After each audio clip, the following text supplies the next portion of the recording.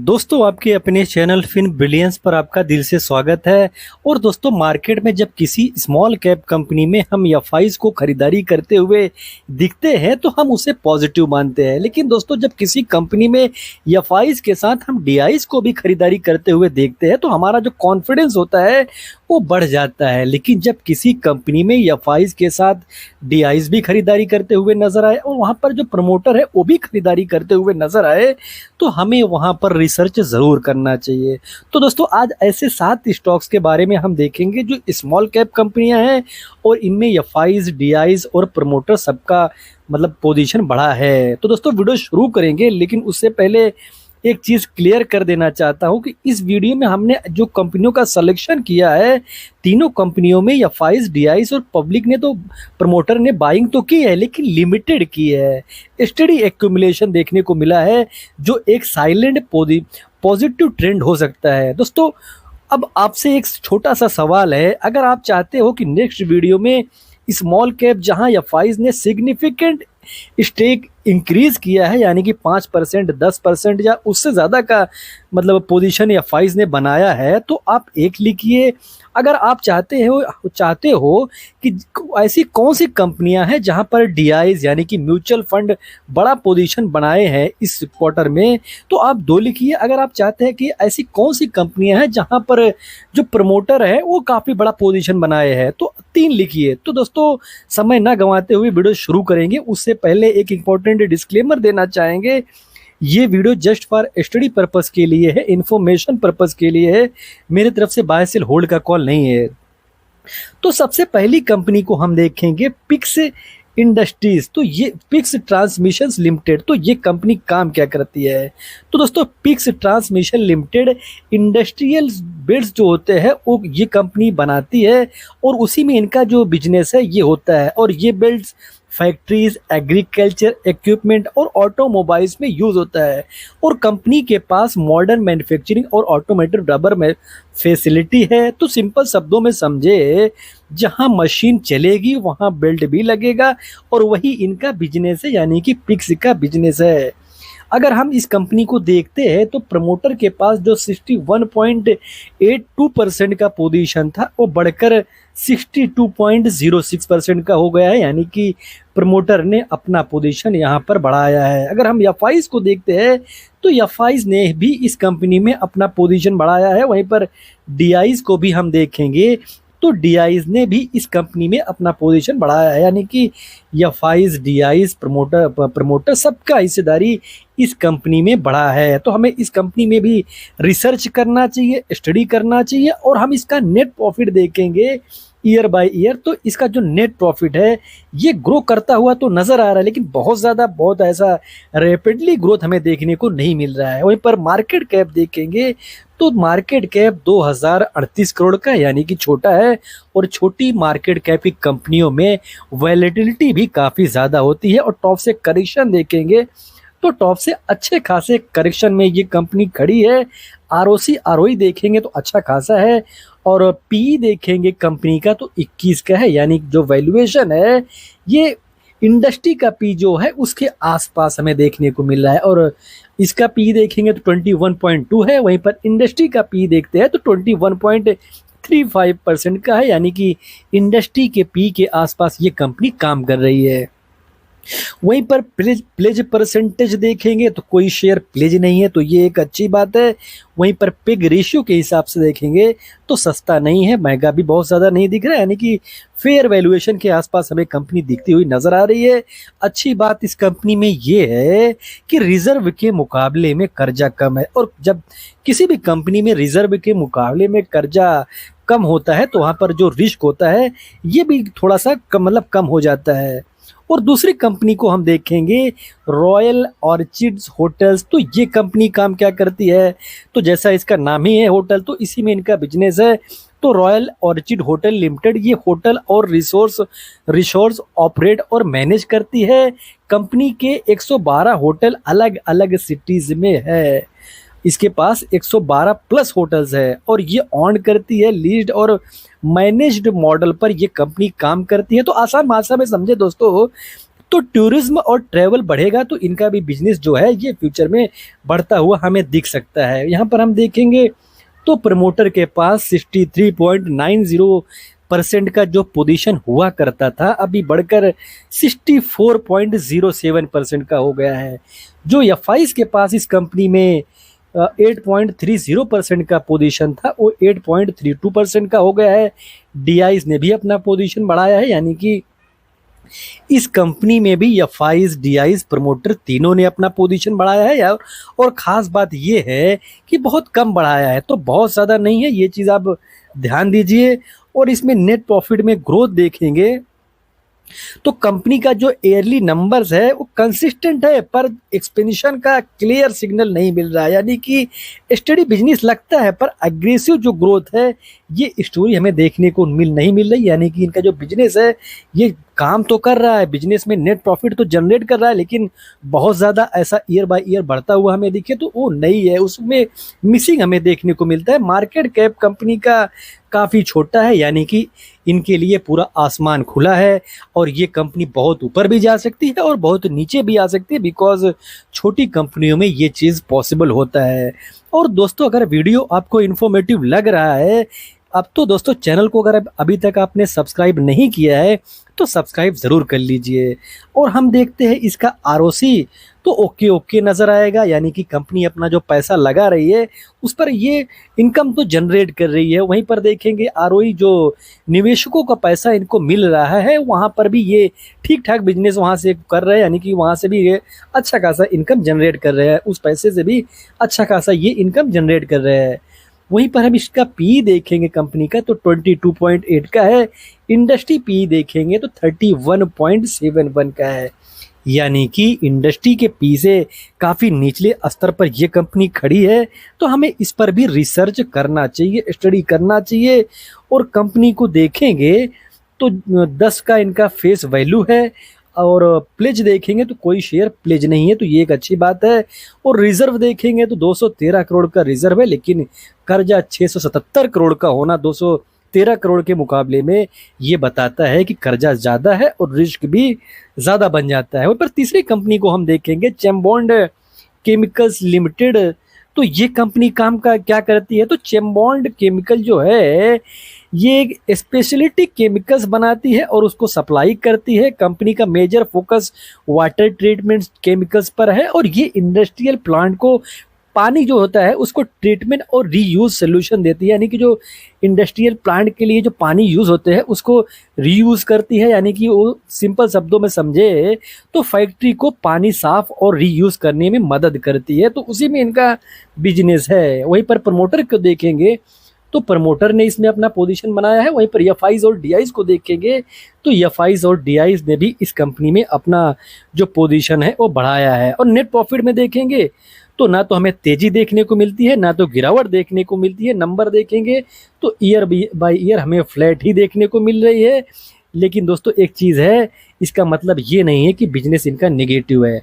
Net profit तो generate करते हुए नजर आ रहे हैं और मार्केट कैप छोटा है, और छोटे मार्केट कैप में एक चीज़ है कि बिजनेस अगर स्ट्रॉन्ग निकल जाए तो फ्यूचर में काफ़ी ज़्यादा वेल्थ बनाने का चांस होता है। तो वेल्थ बनाने का भी चांस है, छोटा मार्केट कैप होने की वजह से रिस्क भी काफ़ी ज़्यादा है। टॉप से अच्छे खासे करेक्शन में भी ये कंपनी हमें देखने को मिलती है।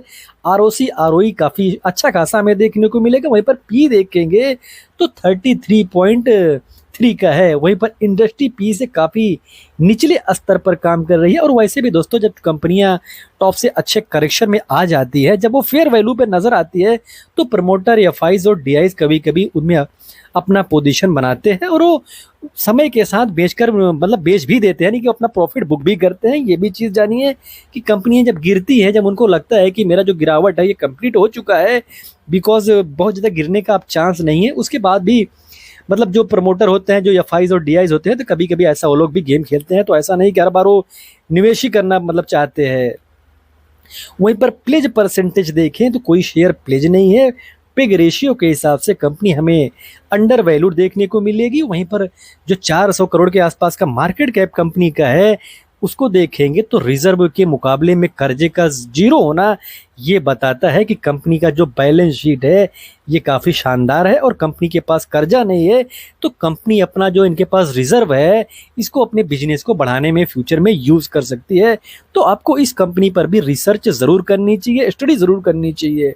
वहीं पर चौथी कंपनी को हम देखेंगे डीसीबी बैंक लिमिटेड। ये एक प्राइवेट सेक्टर बैंक है और दोस्तों ये रिटेल, एमएसएमई और जो कॉर्पोरेट कस्टमर्स होते हैं उनको लोन देती है, डिपॉजिट करती है। तो कुल मिला के में इनका बैंक में बिजनेस है, तो जो बैंक वाला कारोबार होता है उसमें ये कंपनी काम करती है।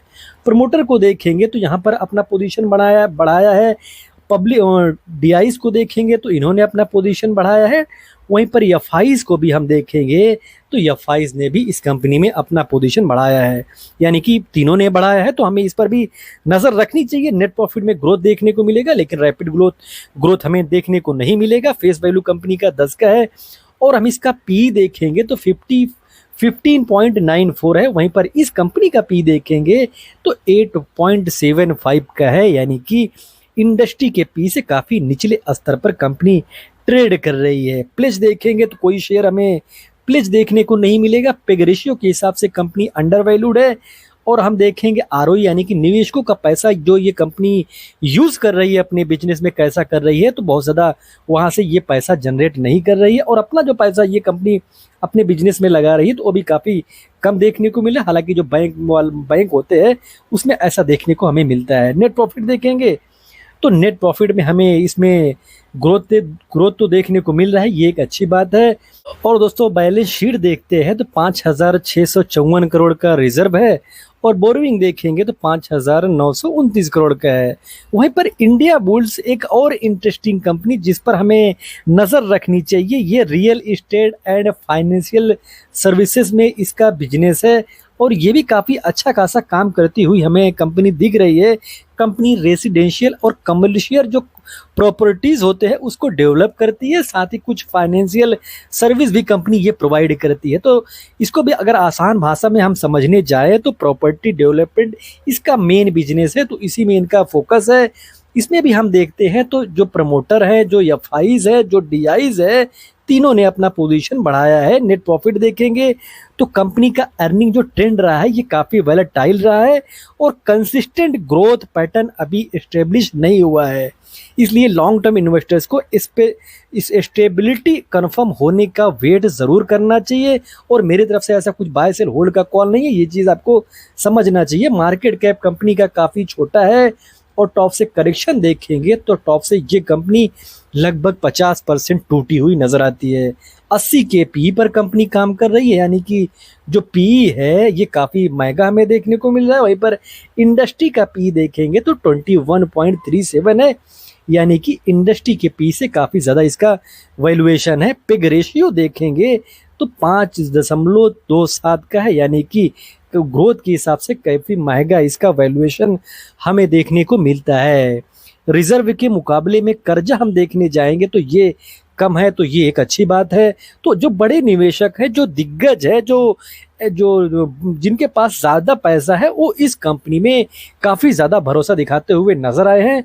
तो हमें इस कंपनी पर भी रिसर्च करनी चाहिए, स्टडी करनी चाहिए। लेकिन दोस्तों ऐसी कंपनियां जो बहुत ज़्यादा कंसिस्टेंट ना हो तो हमें वहाँ पर सतर्क ज़रूर रहना चाहिए, हमें लेकिन स्टडी ज़रूर करनी चाहिए। हेग इंडस्ट्रीज़ एक और काफ़ी इंटरेस्टिंग कंपनी है। अगर हम इसको देखेंगे, हेग लिमिटेड ग्रेफाइट इलेक्ट्रोरोड्स जो होते हैं उसको ये कंपनी बनाती है जो स्टील मैन्युफैक्चरिंग में यूज़ होते हैं। और ये इलेक्ट्रिक आर्क जो EAF होता है उसी में इनका जो बिजनेस है ये होता है। कंपनी ग्लोबल लेवल पर एक्सपोर्ट भी करती है। तो सिंपल शब्दों में समझे तो स्टील बनेगा तो जो ग्रेफाइट इलेक्ट्रोरोड्स है उसकी डिमांड बढ़ेगी, तो उसी में इनका बिजनेस है। इस कंपनी पर भी आपको रिसर्च करना चाहिए, बिकॉज यहाँ पर भी एफआईज, डीआईज, प्रमोटर तीनों ने अपना पोजीशन बढ़ाया है। नेट प्रॉफिट देखेंगे तो नेट प्रॉफिट में हमें यहाँ पर भी कंसिस्टेंसी नहीं देखने को मिलती है। यहाँ पर भी कभी माइनस में कंपनी चली जाती है, कभी प्रॉफिट दिखाती है तो कभी प्रॉफिट डाउन हो जाता है, कभी फिर से प्रॉफिट अप हो जाता है। तो ये चीज़ हमको समझना चाहिए कि कंपनी का जो बर्ताव है वो वैसा ही है। और इस कंपनी को हम देखेंगे मार्केट कैप 10,281 करोड़ का है और आरओसी आरओई देखेंगे तो ये भी काफ़ी कम है, यानी कि जो बिजनेस में ये पैसा अपना लगा रहे हैं उस पर भी बहुत ज़्यादा पैसा नहीं बना रहे हैं, और वहीं पर जो निवेशकों का पैसा ये यूज़ कर रहे हैं उसको भी शायद ठीक ढंग से यूज़ नहीं कर पा रही है। और पी देखेंगे कंपनी का तो 27 का है, और टॉप से करेक्शन देखेंगे तो अच्छे खासे करेक्शन में कंपनी खड़ी है। इंडस्ट्री का पी देखेंगे 30.47 का है, यानी कि 30 के आसपास का इंडस्ट्री का पी है, वहीं पर इस कंपनी का 27 का पी है, यानी कि इंडस्ट्री के पी से नीचे तो है। और इस कंपनी को हम देखने जाएंगे, प्लेज कोई शेयर है नहीं, लेकिन पिग रेशियो के हिसाब से कंपनी का जो वैल्यूएशन है, जो ग्रोथ दिखा रही है, ये निगेटिव में है। तो ये एक थोड़ा चिंतनीय का बात ज़रूर है। रिजर्व के मुकाबले में कर्जा देखेंगे तो काफ़ी कम है, रिजर्व काफ़ी ज़्यादा है, ये एक स्ट्रॉन्ग पॉइंट इस कंपनी के लिए बन जाता है। तो हमें यहाँ पर भी नज़र रखनी चाहिए, हमें यहाँ पर भी स्टडी करनी चाहिए। वहीं पर अगली कंपनी को देखेंगे, INOX green energy services limited. तो ये कंपनी विंड पावर प्रोजेक्ट्स का O&M यानी कि ऑपरेशन एंड मेंटेनेंस का जो बिजनेस होता है उसमें इनका बिजनेस है। ये विंड टरबाइन की देख रेख और मेंटेनेंस से रेवेन्यू कमाती है। कंपनी लॉन्ग टर्म कॉन्ट्रैक्ट्स पर काम करती है, इसलिए इनका जो इनकम है ये काफ़ी स्टेबल नज़र आता है। सो आसान भाषा में इसको भी हम समझने जाएं तो हवा से जो बिजली बनाने वाले प्लांट्स होते हैं उसको चलाए रखने का इनका बिजनेस है, उसी में ये कंपनी काम करती है। तो हम यहाँ पर भी देखेंगे एफआईज डीआईज प्रमोटर तीनों ने अपना पोजीशन बढ़ाया है, तो हमें इस कंपनी में भी नज़र रखनी चाहिए। नेट प्रॉफिट देखेंगे तो बहुत ज़्यादा नेट प्रॉफिट इनका ग्रो नहीं हुआ, अभी ग्रो कर रहा है, लेकिन पहले देखने जाएंगे तो इनका जो बिजनेस था ये निगेटिव में था। लेकिन अच्छी बात ये है कि ये कंपनी नेट प्रॉफिट में लॉस नहीं कर रही है, ये इस कंपनी के लिए अच्छी बात बन जाती है। आरओसी आरओई देखने जाएंगे तो काफ़ी कम हमें देखने को मिलेगा। वैल्यूएशन पी के हिसाब से काफ़ी महंगा दिखेगा, मार्केट कैप छोटा है, यानी कि जो वैलेटिलिटी है ये इसमें भी बनी रह सकती है। टॉप से करेक्शन देखेंगे तो अच्छे खासे करेक्शन में हमें कंपनी नज़र आएगी। वहीं पर इंडस्ट्री का पी 25 का है और इस कंपनी का पी 118 का है। ये बताता है कि हमें यहाँ पर भी सतर्कता बरतनी चाहिए। पिग रेशियो के हिसाब से क्लियर कट हमें ये देखने को मिल रहा है ग्रोथ के हिसाब से कि काफ़ी महंगा वैल्यूएशन है। वहीं पर प्लेज देखेंगे तो कोई शेयर प्लेज नहीं है, ये एक अच्छी बात बन जाती है। रिजर्व के मुकाबले में कर्जा कम है, ये काफ़ी स्ट्रॉन्ग पॉइंट इस कंपनी के लिए बनता है, यानी कि बैलेंस शीट इस कंपनी का जो है वो स्ट्रॉन्ग हमें नज़र आता है। तो दोस्तों वीडियो डिस्क्लोज करेंगे उससे पहले एक इंपॉर्टेंट डिस्क्लेमर देना चाहेंगे।